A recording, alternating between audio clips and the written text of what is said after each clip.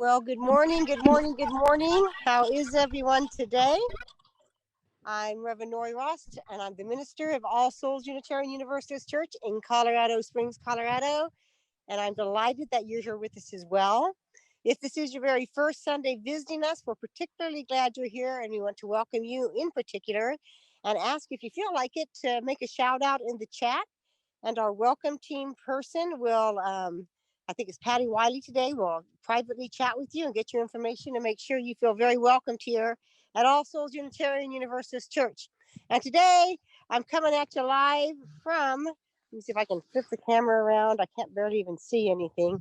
I'm coming at you live from the geographic center of the 48 contiguous United States in right outside of Lebanon, Kansas. As you can see, this looks like it should be the center of the country. It's beautiful fields and grain and a chapel where I'll be speaking from. How cool is that? I'll feel like it's the chapel that John Murray gave his first sermon in when he came to the United States from England, the first Universalist chapel that he spoke in. But it's a great and beautiful place to be here. Kind of weird maybe, but all will be made clear later, I promise. Now let me see if I can flip this back around to me. All right, just a few announcements that I want to share with you today. First of all, of course, Tuesdays with Nori will be happening at 5:30 on Zoom. The link for that is in the e-letter and on our website. So I'd love to have you join us. We just it's a small informal way for folks to just get together and check in with one another and see how we're doing in the midst of all this craziness that we still are in.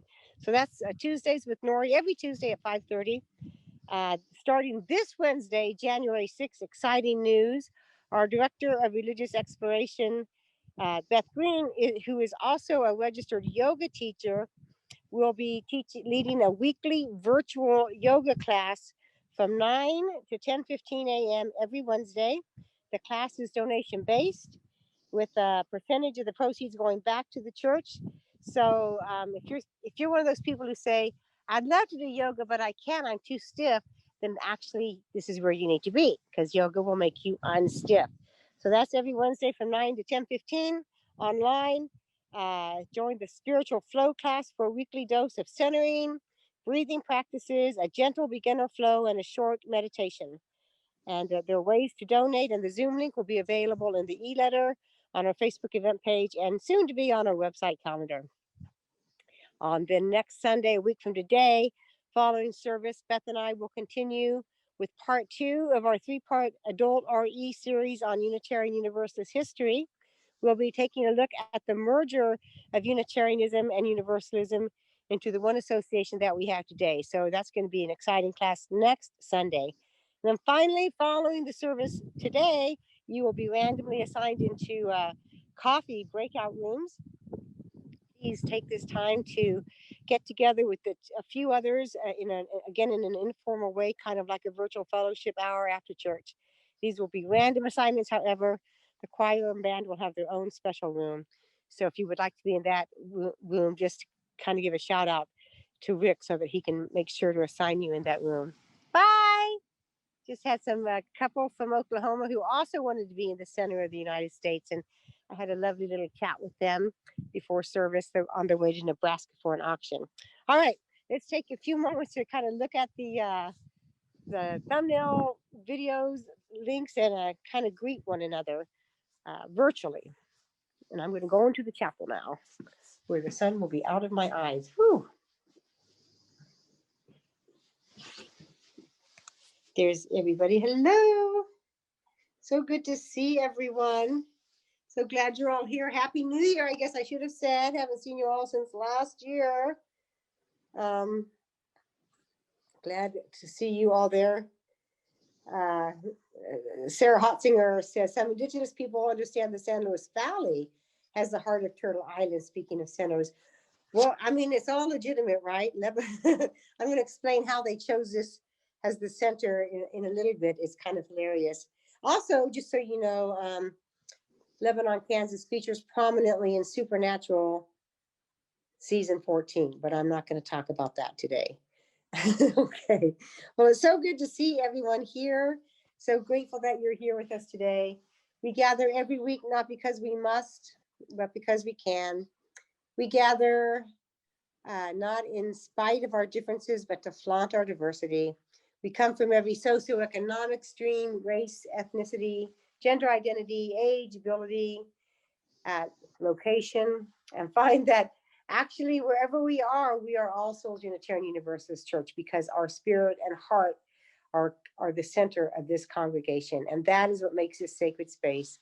And that is what makes this holy ground. So let's take a moment and breathe in the divinity of the hour brought here to you by you. And I don't have a bell to ring. I left it in the car. So we'll ring a virtual bell. The reading for our chalice lighting today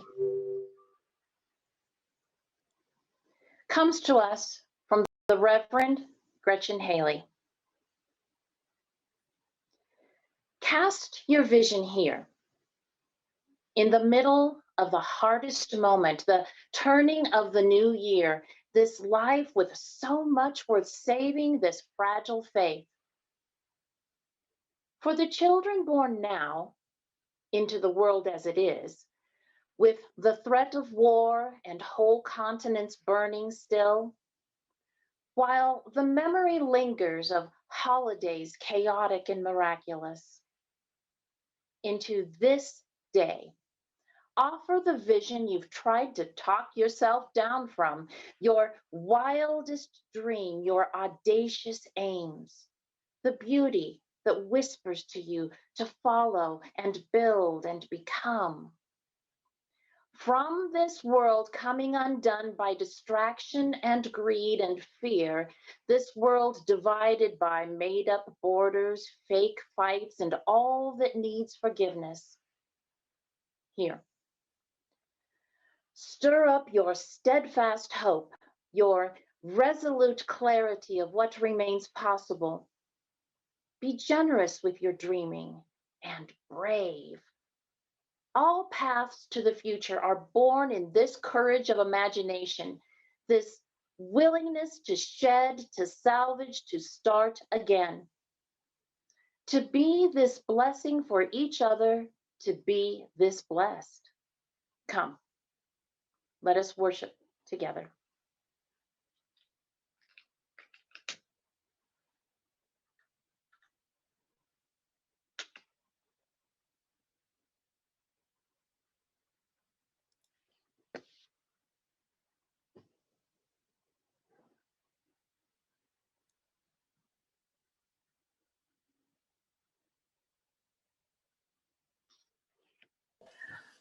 Good morning, everyone, and happy 2021. I am Beth Green, Director of Religious Exploration, and I'm very happy to share our first story for all ages in the new year. It's a true story. It's called Love is Powerful, written by Heather Dean Brewer and illustrated by Lewin Pham. And this story is special because it's about a 6-year-old girl from Harlem who attended the first Women's March in 2016 in New York. And this is her true story of how love is powerful.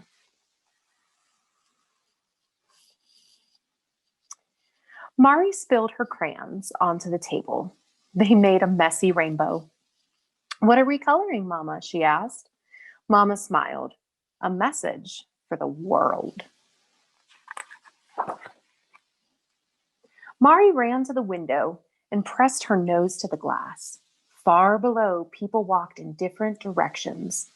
Buses, cars, and taxis honked and grumbled down the busy street. Mari asked, "How will the whole world hear?" "They'll hear," said Mama, "because love is powerful."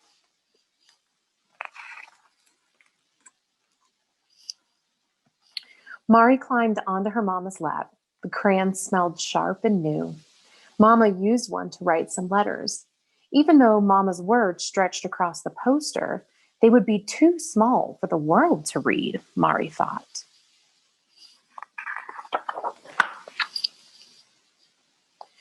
Mari picked up a crayon. As she made her own sign, she imagined her friends in their apartments across the city. Grandma and Grandpa a plane ride away, and all the people in other countries.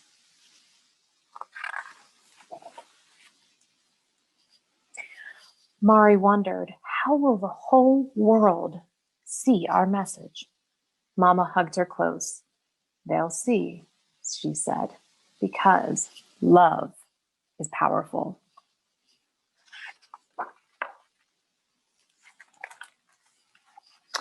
Mama handed her a coat, and then they both laced up their shoes. Mari tucked the posters under one arm and held Mama's hand with the other. They slipped through the elevator doors. Down, down, down they went, all the way to the lobby.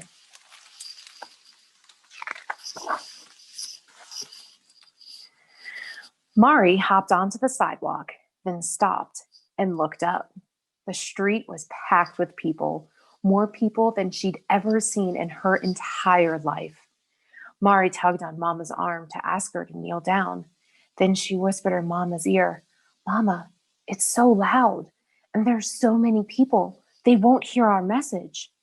Mama said, "They will, little Mari."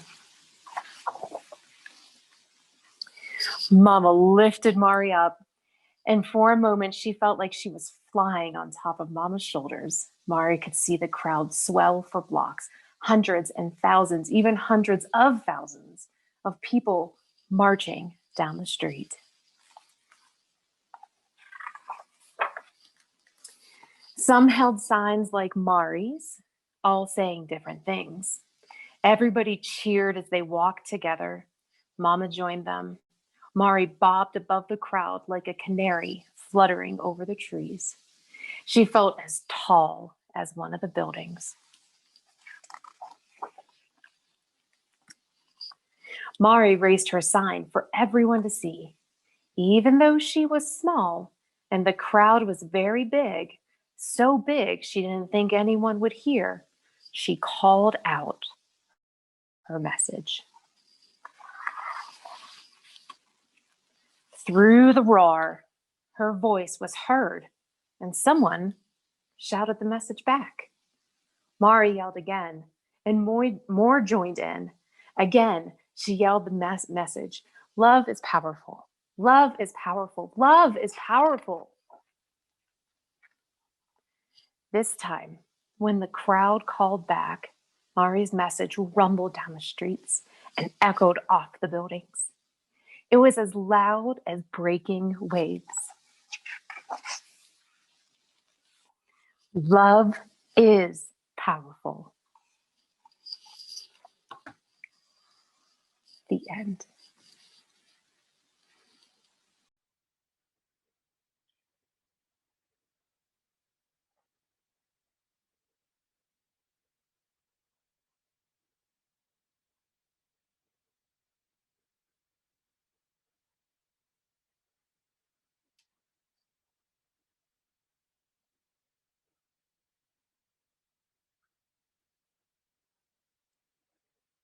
Today's reading comes to us from Sarah Lawal. Spirit of life and love, holy mystery. How do we pray for hope? How do we bow down or look up or sit in silence or walk among the trees to make hope come alive when it feels so far beyond our grasp? We breathe. We look within. We listen. We reach out. We hold in the depths of our heart that knowing that hope is a gift we cannot destroy. It is the heartbeat always stirring within us. It is the imagination awakening to us to possibility. It is the unfolding of faith in action. May we hold on to hope and carry it for one another and for this broken and hurting world. May we be vessels of comfort and compassion. May we be vessels of peace and justice. May we be vessels of hope and healing. May love prevail.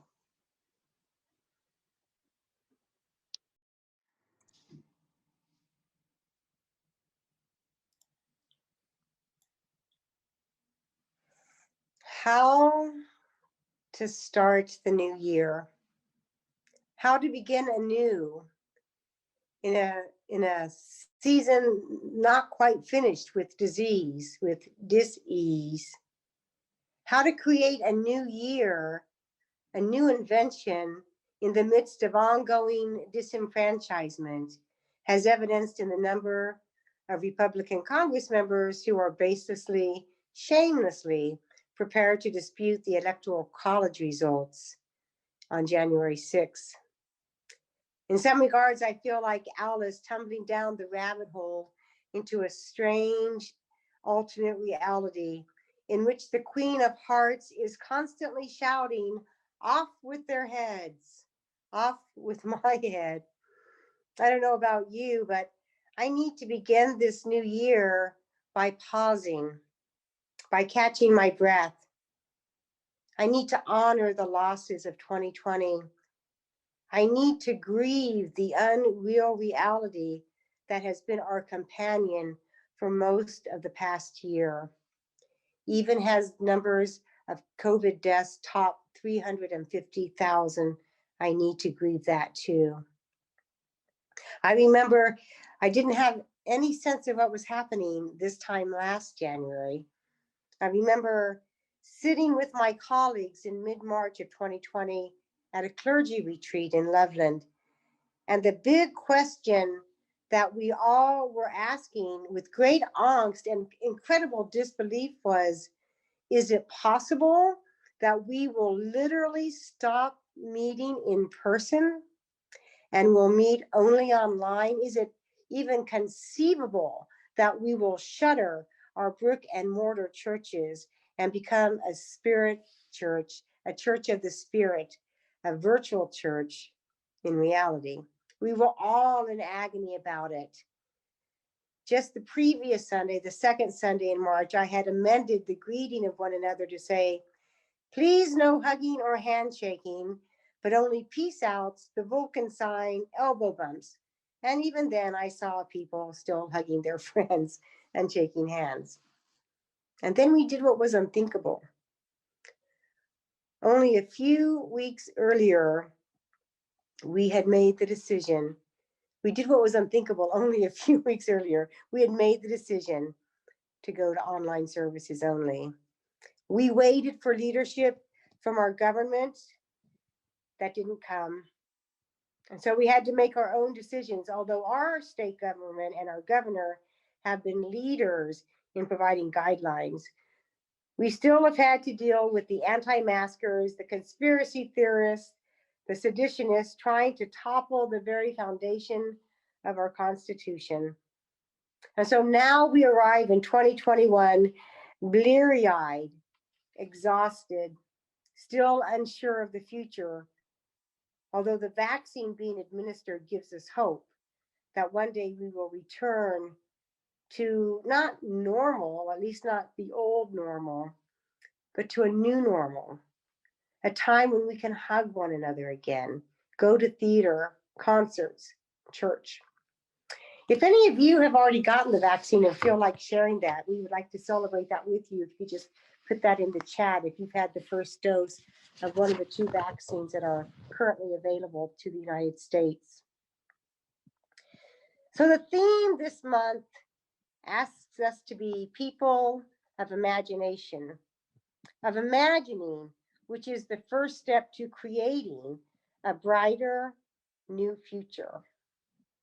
And I'm asking us today to imagine a future where the power of love, rather than the love of power, to quote Jimi Hendrix and actually many other spiritual leaders, rules the day.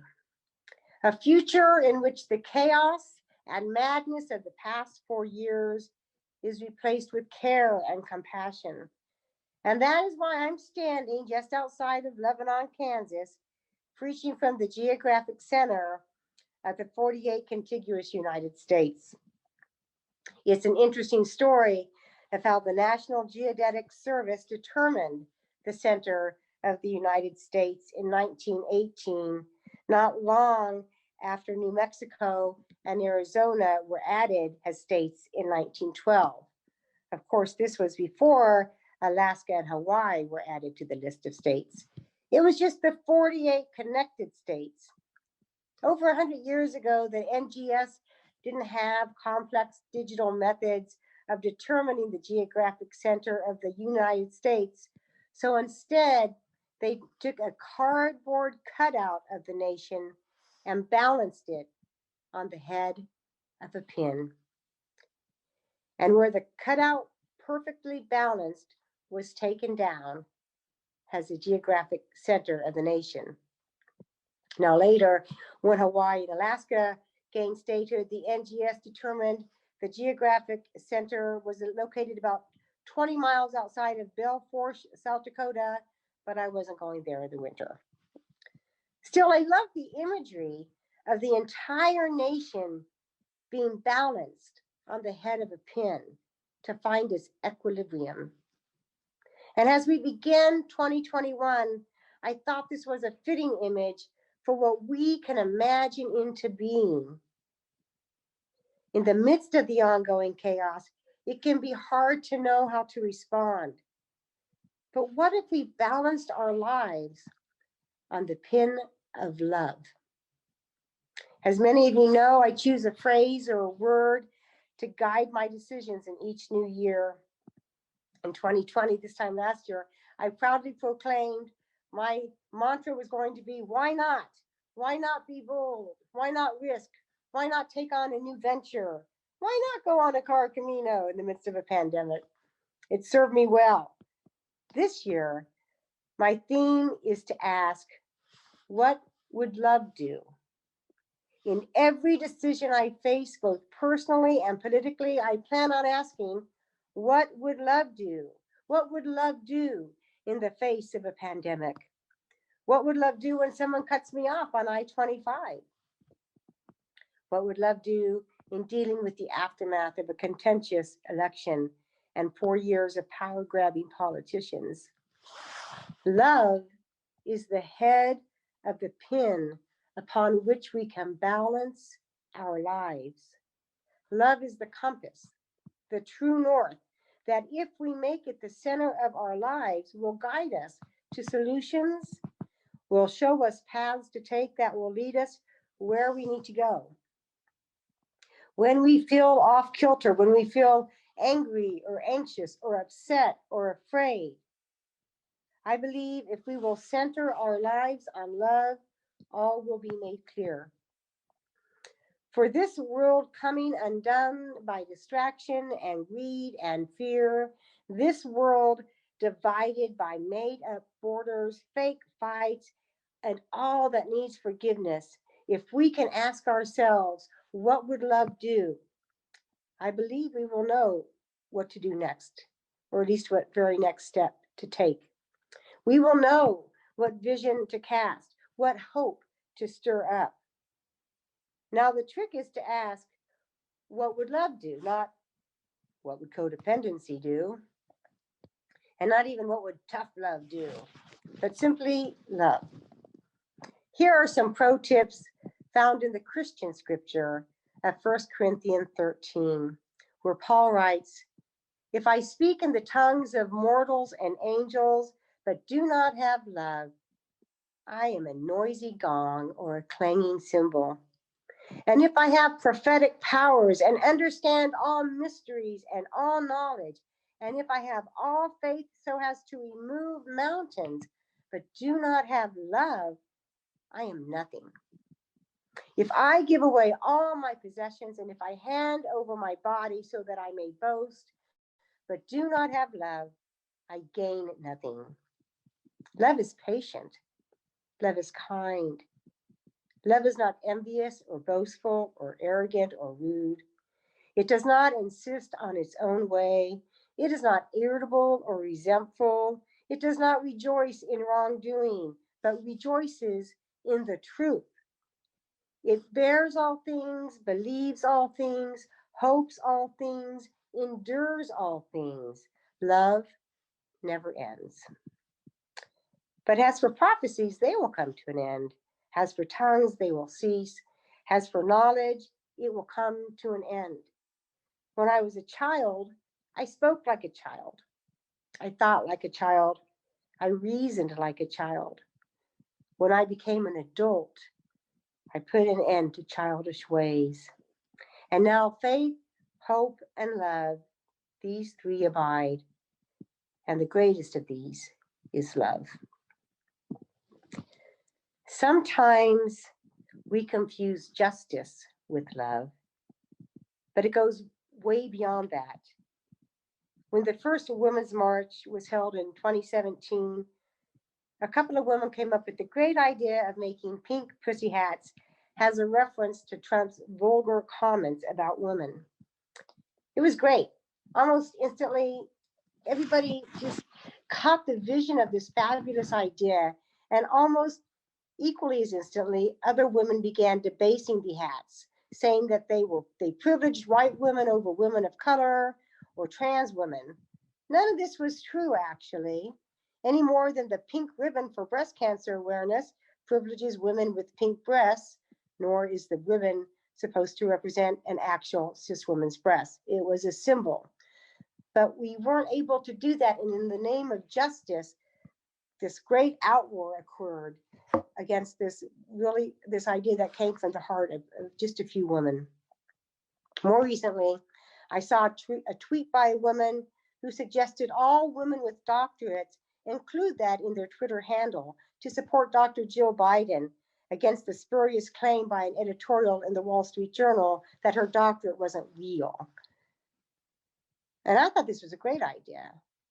And so did a lot of other women. But almost instantly, other women wrote back saying things like, great, now I feel like even more of a loser because I didn't go to college. Or white people have disproportionately more advanced degrees than people of color. Okay, that's not love. That's not love in action. Love never debases you or me or others. That's childish thinking and speaking. And love calls us to put that away and to honor the greater meaning of justice. Love is not envious or boastful or arrogant or rude. Love never experiences schadenfreude, although I sometimes like to, rejoicing in wrongdoing or for someone's fall from grace. But love illuminates the truth. Love is not codependency. As Paul writes, if I give away all my possessions and if I hand over my body so that I may boast, but have not love, I gain nothing. Love isn't about being a doormat or living somebody else's life or doing something for somebody else rather than living yourself. Love is about living fully into our embodied, brilliant selves and seeking the way for others to do the same. Love is the greatest force in the universe, and if we allow it, it will bear all things, endure all things. Just think of what love has had to endure these past 4 years, but it has. Love is the superpower we each possess. Faith is powerful. Faith in humanity, in ourselves, in the universe, that's powerful. Hope is necessary. Hope that things will get better, because hope is what draws us to action. Hope that things will get better, that we can do better. But love is the force that takes those two things and creates a new reality. So with the understanding of love, with that understanding of love, what would love do becomes the most potent plumb line we can use to find our center, to get back on track when we veered off. And I will be asking this of you as well. If you say, hey, Nori, I've got an idea, but I'm not sure I should do it, I'll ask you, what would love do? If you say, hey, Nori, I'm in an argument with my friend, my spouse, my parents, and I don't know what to do next, I'll ask you, as I ask myself in the same situation, what would love do? Remembering love is not codependency. And sometimes love shows up in the no as well as the yes. We've just been through perhaps the most challenging and difficult year of our lives globally, if not personally. Things are in motion to set things right. Vaccines, a new administration, but great speeches and even great knowledge of all the mysteries and science are merely window dressing if we do not have love. So as we go into this new year, my prayer, my desire is that 2021 will be exponentially better than 2020, and that love will answer the call we put forth as we remember, even in hard times, that love will prevail. Just imagine a world like that, and then let's create it. May it be so.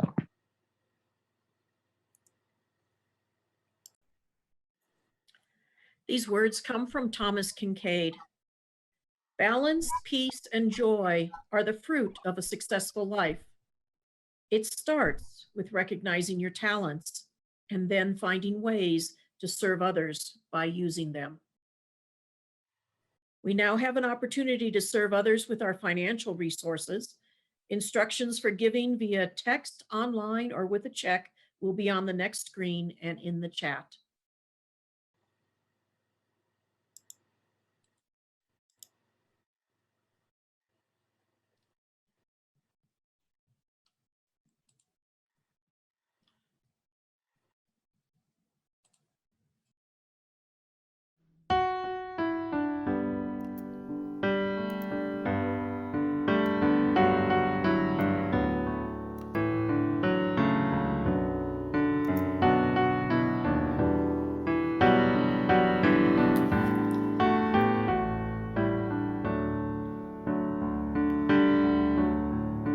Just before you say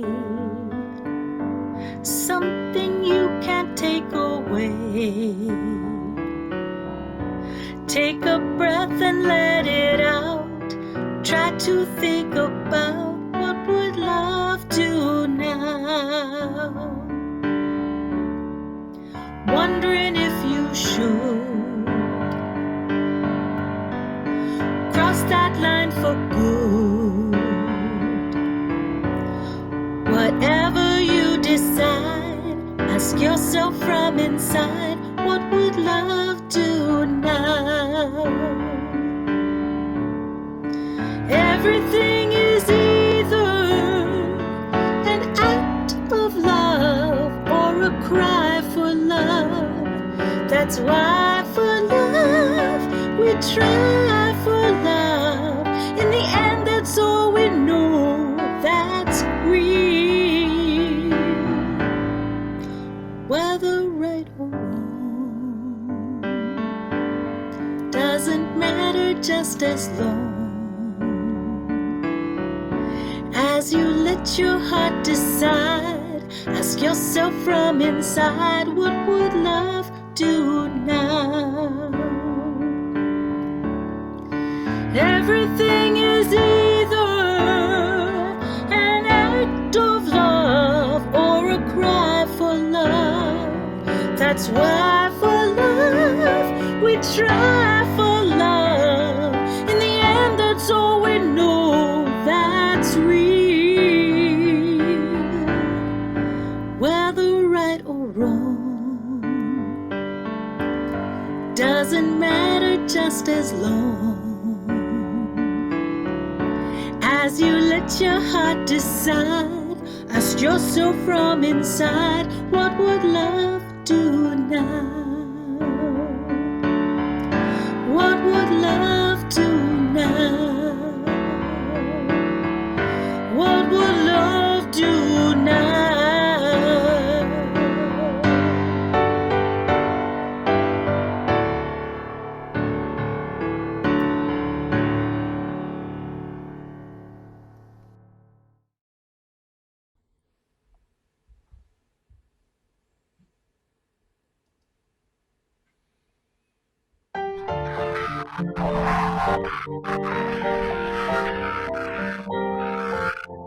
From you I receive, to you I give. Together we share, and from this we live.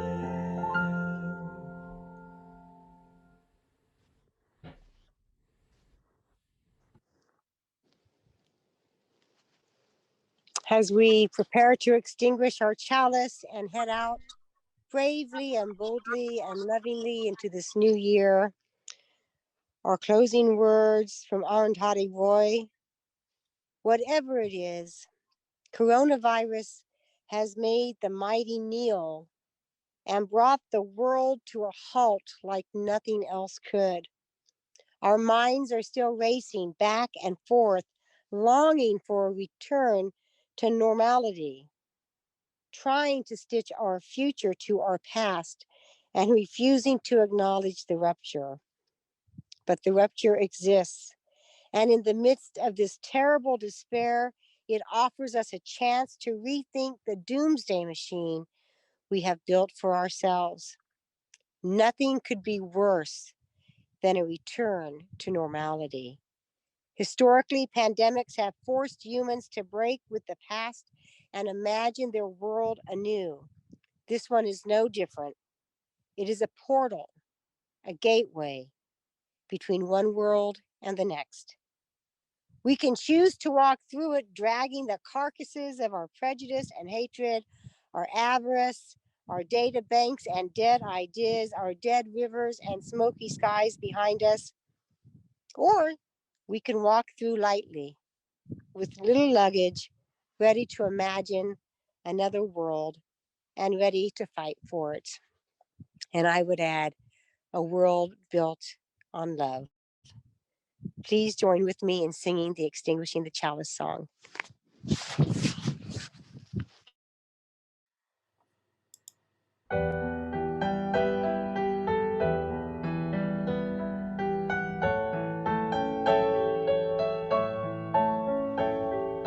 Now, as we leave this place, the chalice dims, but the fire still burns within our hearts. Beyond these doors,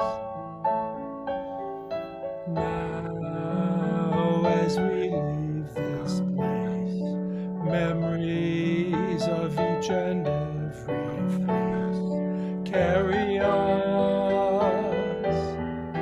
into the world, and we will return, for now we know that something greater than any of us alone is part of us as we leave this place.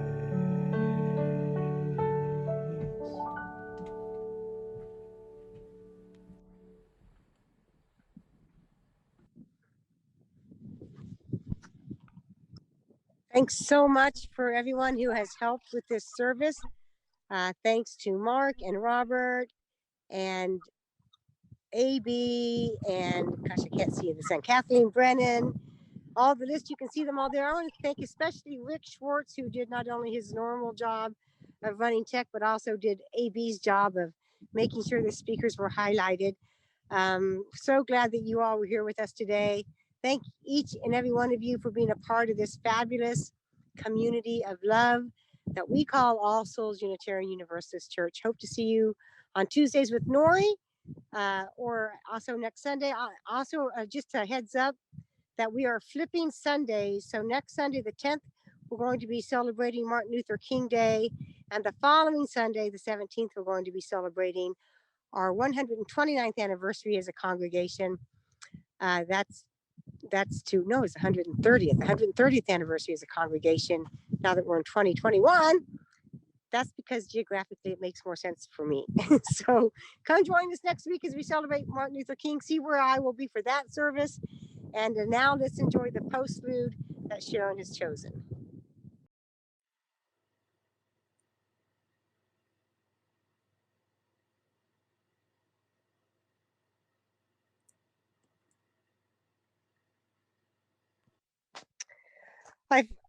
I forgot to say one other little piece of information about where this location is. In 1912, it was right next door to a hog farm. So they kind of had a false marker a few miles away so that the hog farmer wouldn't be deluged with tourists. But it also just goes to show that love, the center of love, is found in the unlikeliest places. So thanks so much for being here today.